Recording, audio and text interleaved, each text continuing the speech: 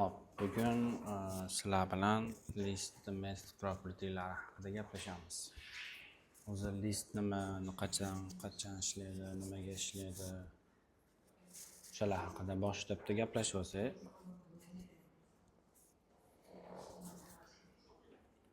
Hop, list o'ziga tartibi ahamiyatsiz bo'lgan ma'lumotlarni oladigan ma'lumot turi hisoblanadi. Ya'ni misol uchun hozir ochgan listim list kalit so'zi bilan nomlanadi va o'zgaruvchiga nom berdim list va uni to'rtburchak kvadratniy qavs bilan belgiladim va buni ichiga men xohlagan narsamni yozishim mumkin. Salom deyishim mumkin yoki 1 2 3 4 deyishim mumkin. Yoki true deyishim mumkin. Hattoki list ichiga list ham ochishim mumkin. Kerak bo'lsa. Ya'ni list bu tartibi ahamiyatsiz bo'lgan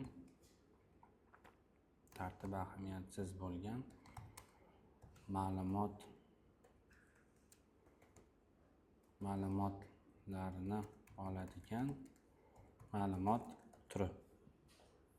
Ya'ni tartibi ahamiyatsiz nima degani? Hozir ochgan listim list dynamic hisoblanadi, chunki listni shunchaki nomladimda, list deb yozdimda, shunchaki kvadratniy qavs bilan berdim. Buni ichi o'zi dynamic hisoblanadi. Mana hozir isbotlab beraman. Chunki buni ichi nimaga dynamic desalaring, biz unga tip biriktirganimiz yo'q, ya'ni qaysidir turgan mansub bo'lgan qiymatlarni faqat ol deb biriktirganimiz yo'q. Mana chiqarib berib turibdi. List dynamic deyapti. Agarda biz buni ichiga, misol uchun mana faqat int olsin deb aytsak, hech qanaqangi string yoki true yoki hech qanaqangi list olmaydi. Agar biz buni ichiga misol object olsin deb qo'ysak, endi ketaveradi. List object turli list bo'ldi. Mana. Endi mana hozir mana listimiz shakllandi. Bitta string, bitta int, bitta bool, hattoki listi ham bor. Endi buni propertylari va metodlarini ko'ramiz. Print list nuqta length uzunligini qaytaradi. Ya'ni uzunligi deganda, deylik mana 1 2 3 4 mana. Listning ichidagi qiymat bu element deyilinadi. Mana 1 2 3 4 ta elementi bor. 4-elementi list. List ichida ham elementlari bor. Faqat bu umumiy listga nisbatan element so'radi. 1 2 3 4 ta element deb qaytardi. Keyingi propertiesini ko'ramiz. Reverse degan propertiesi bor. Teskari qilib beradi elementlarini. Ya'ni elementlarni teskari tartibda qo'yib beradi. Misol uchun mana bu boshida keladi. Bu true undan keyin keladi. 1 2 3 4 3-holatda, salom 4-holatda keladi. Ya'ni o'zi aslida salom 1 2 3 4 true bo'lishi kerak edi. Uni o'rniga teskari holatda kirib keldi bu narsa. List nuqta first degan propertiesi bor. Listning ichidagi birinchi elementni qaytaradi.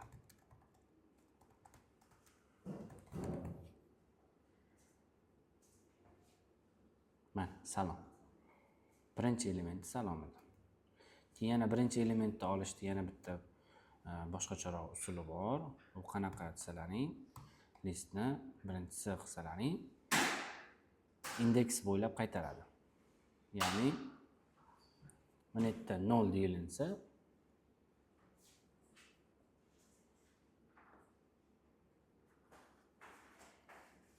mana 0 indeksi salomga teng. Birinchi indeksi 1 ga teng. Indeks 0 dan boshlab ishlar edi. Shunaqa qilib murojaat qilsa ham bo'ladi demoqchiman. Print list nuqta hash code maxsus kodini qaytaradi.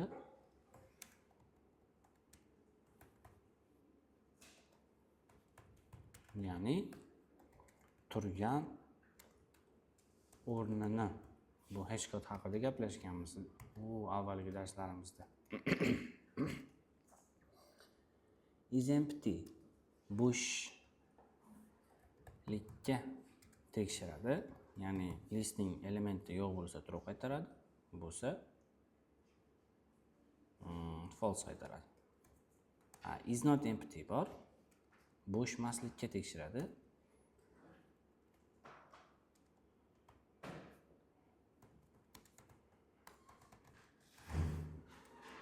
Ya'ni elementi bo'lmasa true qaytaradi, elementi bo'lsa false qaytaradi. Run qilib ko'ramiz. False qaytardi, is empty. Bo'shmi? Yo'q, bo'sh emas, qiymati bor deyapti. True qaytardi, rost. Is not empty. Bo'sh emasmi? Ha, bo'sh emas, qiymati bor, true deyapti. Print. Iterator. Iteratorni qaytaradi. Bu mavzu haqida gaplashsak bo'ladi. List, map, set bu nimalarni, ma'lumot turlarini o'rganib bo'lganimizdan so'ng. List nuqta. Last. Oxirgi elementini qaytaradi.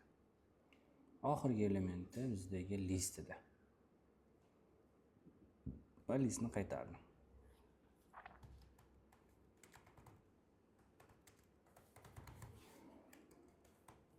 Print. List nuqta. Runtime type. Nima qaytaradi? Ma'lumot turini, qaysi ma'lumot turiga mansubligini qaytaradi. Bu runtime type haqida gaplashganmiz sizlar bilan. Single. Yagona bitta elementni qaytaradi. Ya'ni o'sha ichidan birorta eng birinchisini qaytaradi degani. Ya'ni shunda yagona bittasini qaytaradi deyilganda, agarda listning elementi bitta bo'lsa, o'sha bittasini qaytaradi. Agar listning elementi bitta bo'lmasa, single degan ma'lumot turi, ya'ni property otadi. U ishlashligi uchun listdagi element bir dona bo'lishi kerak. Va boshqa elementlar qo'yilinsa, o'zi mana pastda bad errormi deb otdi mana. Bad state mana. Ya'ni sharti bor ekan. Faqat listda bitta element bo'lsa ishlaydi va o'sha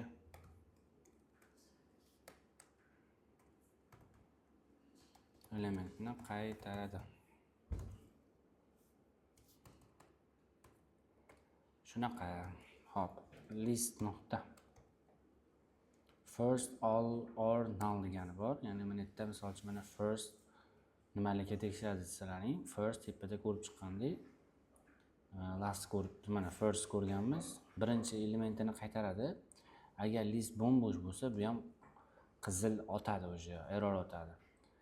First or null bo'lsa, birinchisini qaytaradi. Birinchi elementni qaytaradi. Birinchi elementni qaytaradi. Agar birinchi element bo'lmasa, null qaytaradi.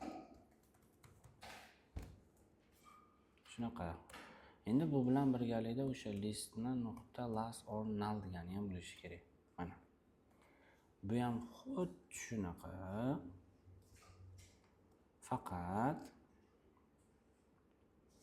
oxirgi deb qo'ysa, oxirgi element qaytaradi deb qo'ysa, tepadagiga maxsus tushib ketaveradi. List nuqta indexed. Indekslarini qaytaradi.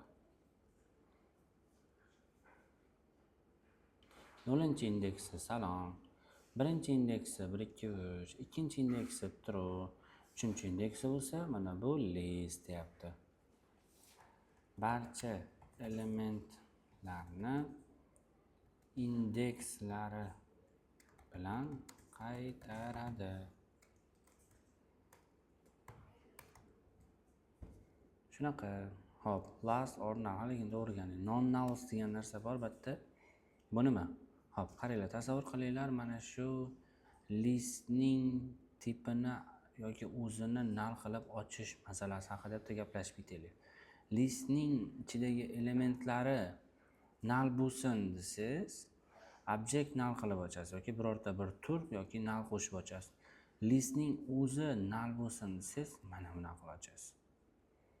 Ya'ni shunda mana shuni ichiga null deb yozib qo'ysam va men buni run qilsam, bu yerda list nuqta non nulls deyilindi-ku. Salom 1 2 3 true mana chiqdi. Ya'ni bittani list chiqdi. Null chiqmadi. Chunki nimaga? Chunki non nulls, null bo'lmagan elementlarni qaytaradi.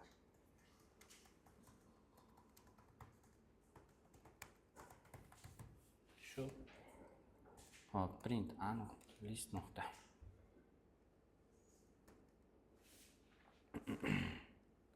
Element at indeksdagi elementga murojaat qilamiz, misol uchun. Ikkinchisi indeksdagi qiymati true edi. True nechiga teng? 1 2 3. Demak, indeks bo'yicha qaytaryapti. Ikki desalarning uchinchisini qaytaradi. Shunda bu 0 1 2 qiladi. Indeks bo'ylab murojaat qiladi elementga. Listning elementiga. Listning berilgan indeksdagi qiymatini yoki elementini qaytaradi. Print list nuqta. First word, last word. Birinchisini qaytaradi. Qayerdaki degan joyi bor. O'ziga test oladi. Misol uchun qayerdaki test teng bo'lsa, birinchi teng bo'lgan qiymati 123 qiymati. Misol uchun test teng bo'lsa 123 ga. O'shani qaytarib ber desalaring, birinchi 123 qaytaradi. Mana. Yoki birinchi misol uchun bitta 123, bu yerda yana bitta 123 bo'lishi mumkin. O'sha birinchisini qaytarib beradi. O'sha last word oxiri bo'ylab qidiradi. U ham xuddi shunaqangi desalardan bo'laveradi.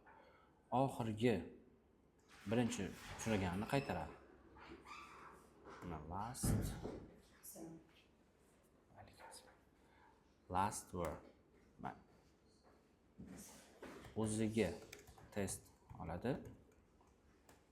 Test deganda shartda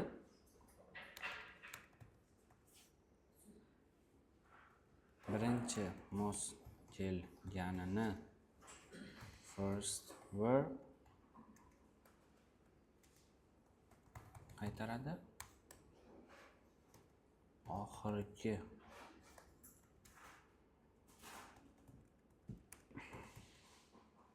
Oxirgi birinchi mos kelganini last word qaytaradi. Shunaqa.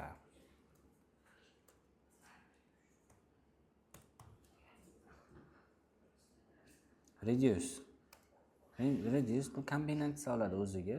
Misol mana ko'proq reduce qachonki listning tipi bunaqangi sonlar bilan jamlangan bo'lsa, misol uchun list object emas, list nummi, intmi, double'mi qilib ochilingan bo'lsa va ichida listni 1 2 3 4 yoki 3.2 sonlari bo'lsa, o'shani kombinatsiya bilan ishlaydi. Buning uchun biz list qilishimiz shart emas. Men aytdim, misol uchun 1 2 3 4. Mana misol uchun kombinatsiyasi bo'ladi o'zini. Reduce ni mana bu yerdan ham o'qisam ham bo'laveradi. O'ziga int funksiya oladi, int oladi o'ziga mana misol uchun. Chunki buni ichi int bo'lganligi uchun mana misol uchun the value the element qilsalaring yig'indini qaytaradi. Value mana o'zi tayyor turibdi, mana value element. Value ga elementni qo'shib qaytarsalarning ko'proq sonlar bilan ishlaydi reduce.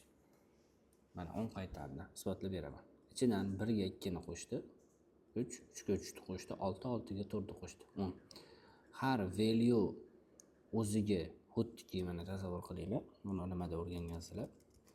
Demak mana yig'indini qaytaring desa, forda yig'indi barobar i qo'shilgan i qilib qaytarardilaring. Yoki yig'indi barobar yig'indi qo'shilgan i qilib qaytarardilaring, misol uchun forda ishlatganmiz. Xuddi shu narsani mana shu reduce amalda bajaradi. Ya'ni bu degani siz listingizni forga ham solsangiz bo'laveradi. O'zini maxsus foring degani bor. Mana element A collectionni, misol uchun mana collectionda desanglar ham bo'laveradi. To'g'ri. Har bir aynalganda, misol uchun qanaqadir bir yig'indi degan o'zgaruvchi ochsalaring, o'sha yig'indi menga ochib olaylik.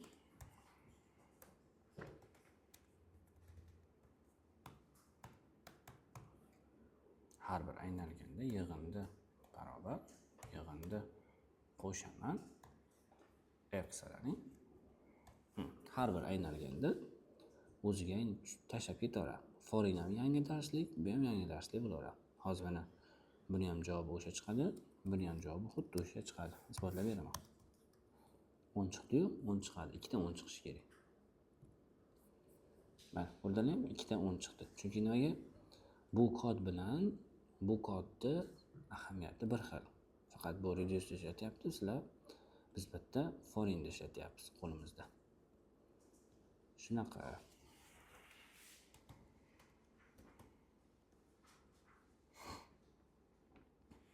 Remove at indeksdan boshlab o'chirib tashlaydi. Misol uchun 3-indeksni o'chirib tashlaydi degan bo'lsak, o'chirib tashadi.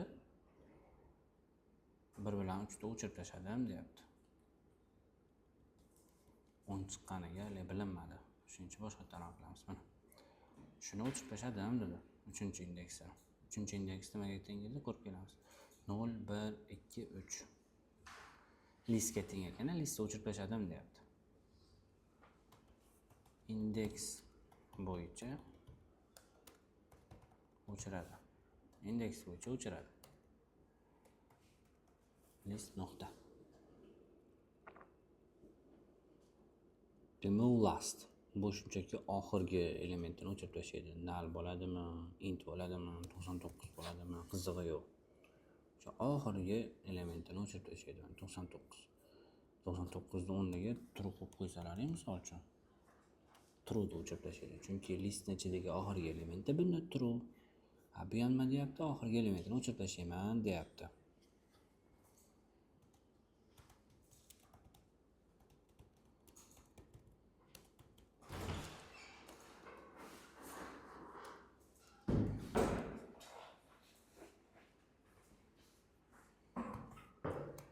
Print list nuqta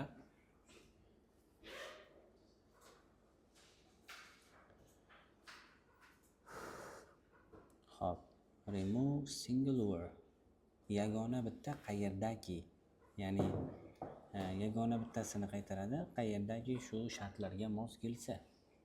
Misol uchun listni ichidagi o'ziga test oladigan bo'lsak, hop qaytarsin deylik. Mana tasavvur qiling, 123 soni bor, 99 soni bor, yoki mana 12 soni bor yoki 55 soni bor. Aytaylik, mana shu butun boshli listni ichidan 55 dan katta sonlarni chiqarib ber deb aytaylik.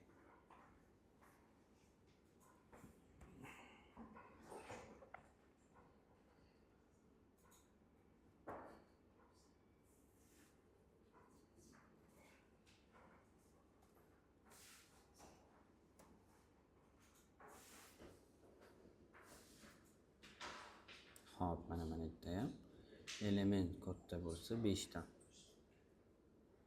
O'zi raqamlar bilan ishlaydi. Hozir aytayaptiki, nimaga null check qilib tekshirib qo'ying. Chunki siz deyapti butun boshli listda salomni ichidan 55 dan kattasini, true'ni ichidan 55 dan kattasini, list ichidan 55 dan kattasini qidiryapsiz deyapti. O'zi aslida sintaksis holatda mumkin emas-ku bu narsa. Mana shu narsani aytayapti. Shuning uchun bitta list olamizda 12, 55, 44, 33, 22 qilamiz. Lekin 123, 99. Ana endi hech qanaqangi nalchak palchak qil degani yo'q.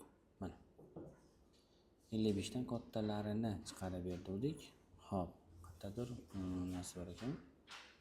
55 dan kichkinalari ham bor, kattalari ham bor. too many elements. Juda ham ko'p elementlar berilindi deyapti ichiga. Single word yagona bitta 55 dan kattasi. Xo'p, 55 dan katta agar 99 da o'zi bo'lsa-chi. Mana ishla.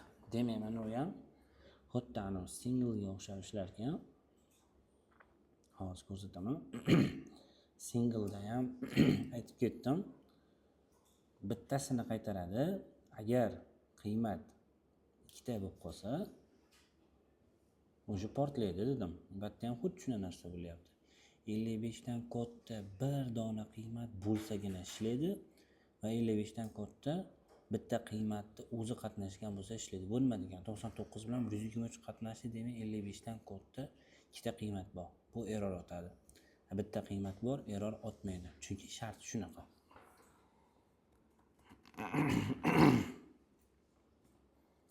Yagona bittasini qaytaradi. Agar shartga asosan bir dona element mos kelsagina shunaqa